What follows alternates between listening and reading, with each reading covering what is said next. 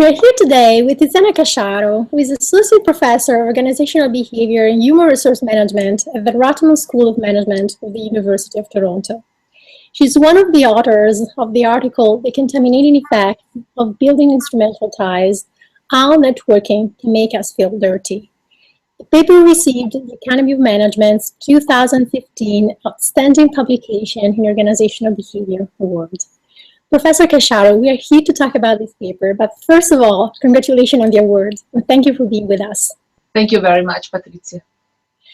In your paper, you argue and show across 4 studies that when people engage in a certain type of networking, they feel dirty, and this has consequences for their performance. Can you give us a summary of these studies and the pattern of results you obtained? Absolutely. We started off with Francesca and Mariam with the idea that many people we talk to, especially as we teach about networks, but in other contexts as well, manifest a certain discomfort with the process of networking. And we suspected that this sort of discomfort was more than just dislike, was more than just being tentative about it. There was something more profound about these feelings. And so we set out to try and investigate what they might be by joining, in effect, the competence in moral psychology that Mariam and Francesca brought to the table and mine on networks. And we ran 4 different studies, as you mentioned, that also actually brought together our respective methodologies, really. Francesca and Mariam are primarily experimentalists, even though they do other things in the field as well. And I'm primarily a field researcher, and I use a typical network stuff, the surveys that network researchers tend to use oftentimes in organizations. So the 4 studies represent this. We ran first 2 experiments, one online using mTurk participant, one in the lab.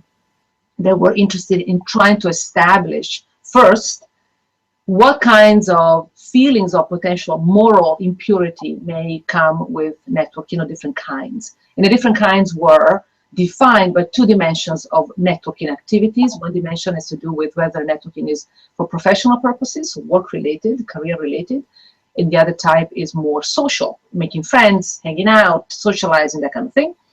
And the other dimension has to do with the approach, meaning the level of intentionality behind the networking. We can build relationships because we target somebody explicitly and we're purposeful about it, but we'd also build them spontaneously, more serendipitously. And so we thought that those 2 dimensions created 4 typologies of networking, and we suspected that the more professional and the more intentional the networking is, the harder it is for people to approach it with a sense of moral purity. And the 2 experiments allowed us to establish that first in the lab. So we had causal arguments to make at that level. And then in the 3rd study, we wanted to see whether these feelings would have repercussions in the workplace. This was a correlational study of lawyers in a large business law firm. And we surveyed a number of these lawyers, 160 some of these lawyers. And we simply correlated the feelings that they tended to associate with professional networking, with the frequency with which they tended to engage in professional networking, and with the ultimate performance on the job. In the case of lawyers, we looked at billable hours, which is a nice, relatively objective, and well-established way to assess a lawyer's performance. And in that particular study, we introduced the notion that the relative power of the person engaging in networking might also be correlated with their feelings of dirtiness in engaging with this activity. And we concluded the paper with a 4th study in which we wanted to rule out the possibility that more powerful people feel less dirty about power, that the direction will be like that, versus the opposite, which in a field setting, in a correlational study, was also a possibility, that they became more senior in the organization because they never felt dirty in the first place. And so the final experiment allowed us to discriminate between the 2 possibilities, and we showed that, yes, indeed, even when power is just induced experimentally in the lab, it tends to be associated with diminished feelings of dirtiness in the process of networking. Those were the basic findings and the basic studies. That's really interesting. Can you walk us through the mechanisms, the theory behind these effects? Why do people find instrumental networking uncomfortable, and why powerful people are immune to it? It's a really fascinating discovery, really, to see how basic ideas in moral philosophy have a bearing on how organizations work and how professionals get their job done. The theory hinged entirely on the basic tenet of moral philosophy that people tend to see the worthiness of a moral action based on how much they can justify that action as taken to benefit others versus taken to benefit themselves. So it's the capacity to construe your actions, to justify them to yourself as altruistically oriented, that allows you to engage in the social activities without feeling dirty in the process. Why do we say this? Because in our findings related to the different types of networking, our argument was that professional and intentional networking are harder to construe to yourself as altruistically leaning versus social and spontaneous networking that can be construed as absolutely open to being looking out for others, motivated to support others as well as yourself. Professional networking is something that we tend to engage in to benefit our careers and our activities. Not always, of course, but on average. It's harder for us to construe it. Well, I am targeting that particular powerful person to extract benefits, and it is difficult to make that argument as an altruistic one. While if I end up chatting with somebody and to make friends, I can always assume that that friendship will be a mutually supportive relationship, and so I can easily tell myself a story in which I'm a good person. I'm just as willing to give as to take. And so we put these ideas to the test and found that indeed this mechanism was supported by our results, in that professional and purposeful kind of targeting, intentional networking were associated with much higher feelings of dirtiness, as measured both with self-reports and with more subtle measures, including the lovely paradigm that my colleague Chen Bozong here and Lilienquist developed about the filling in words with missing letters, and that allows us to see the proportional times people that are led to think about different kinds of networking come up with words that are cleansing related versus not. This is a lovely measure because it allows you to get around social desirability and all the subjectivity of self-reports.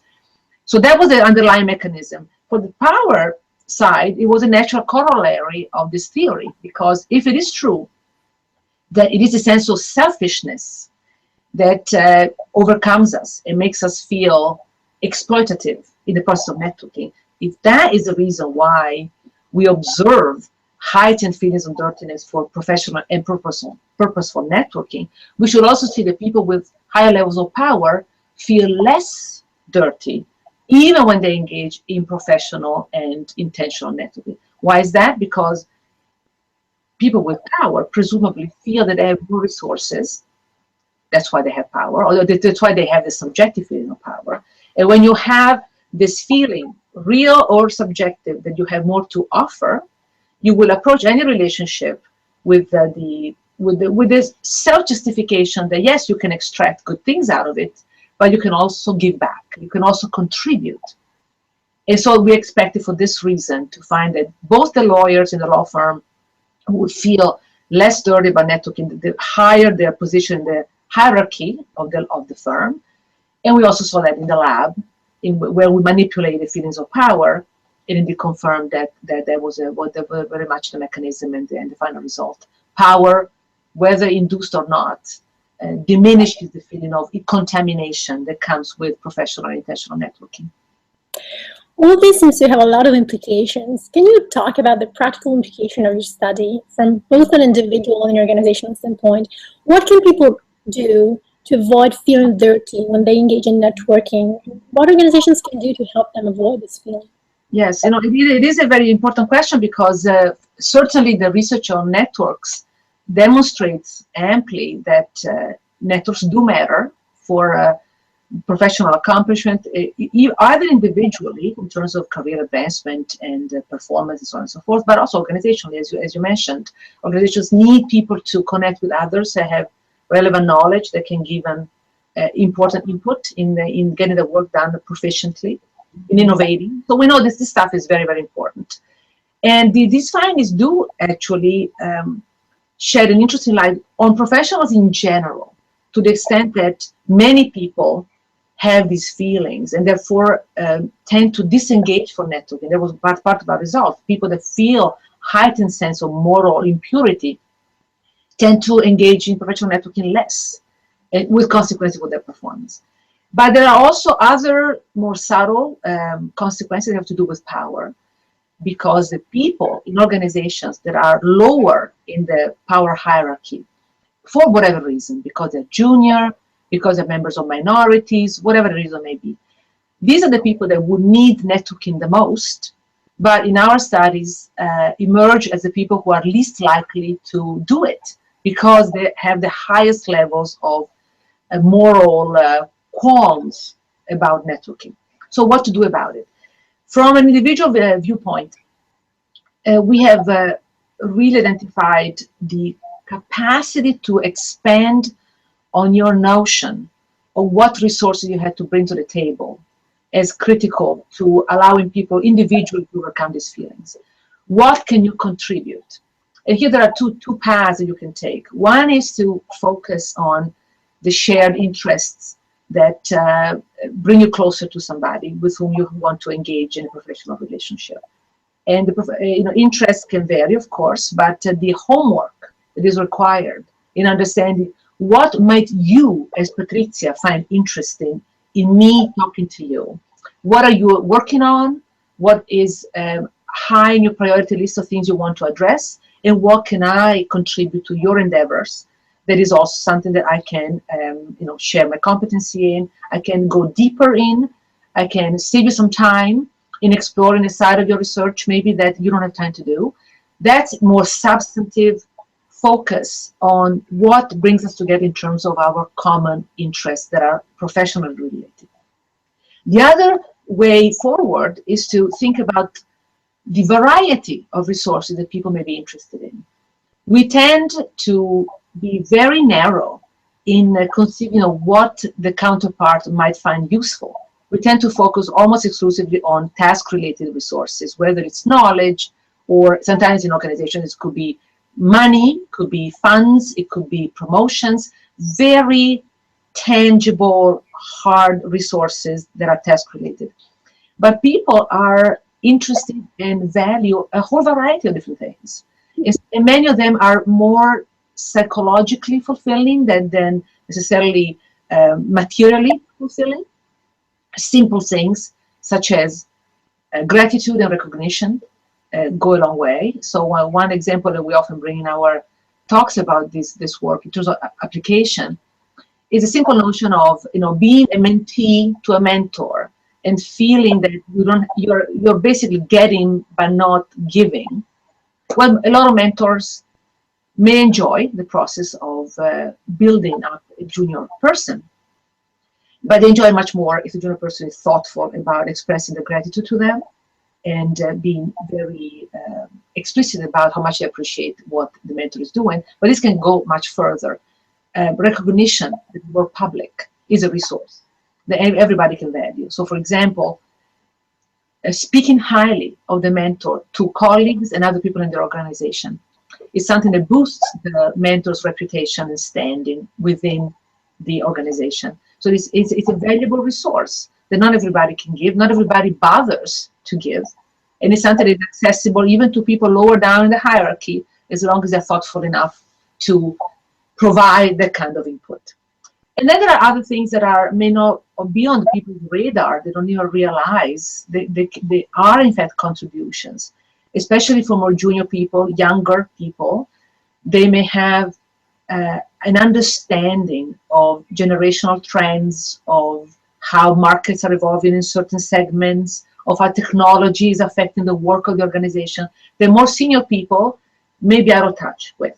So that's a substantive way to contribute to the relationship that is not necessarily obvious, but if somebody takes the time to understand what they can give, they will relieve themselves of the sense that networking is a selfish exercise and they're not engaging in it with the purpose of also helping the other.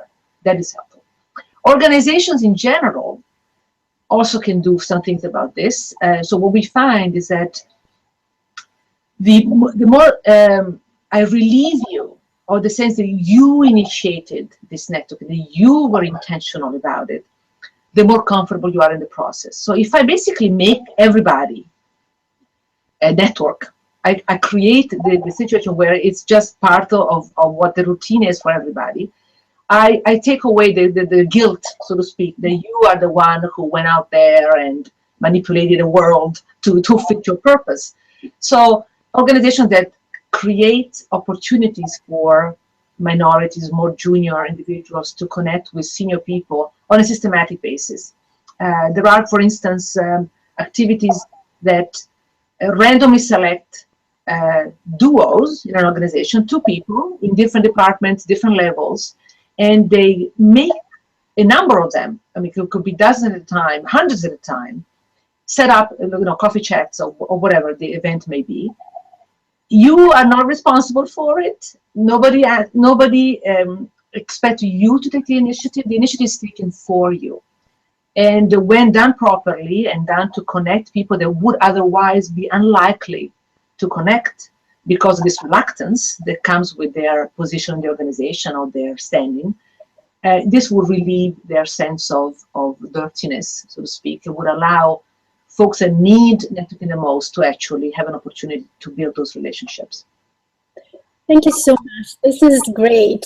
Professional networking can be enjoyable. So if you approach in the right way and if organization help us to see in the right way. Thank you so much for sharing all of this with us. And we appreciate you speaking with us today. It was a pleasure. Thank you very much for having me. Also on behalf of Francesca and Mariam. Thank you and congratulations again to all of you. Thank you, Patrizia. Take care.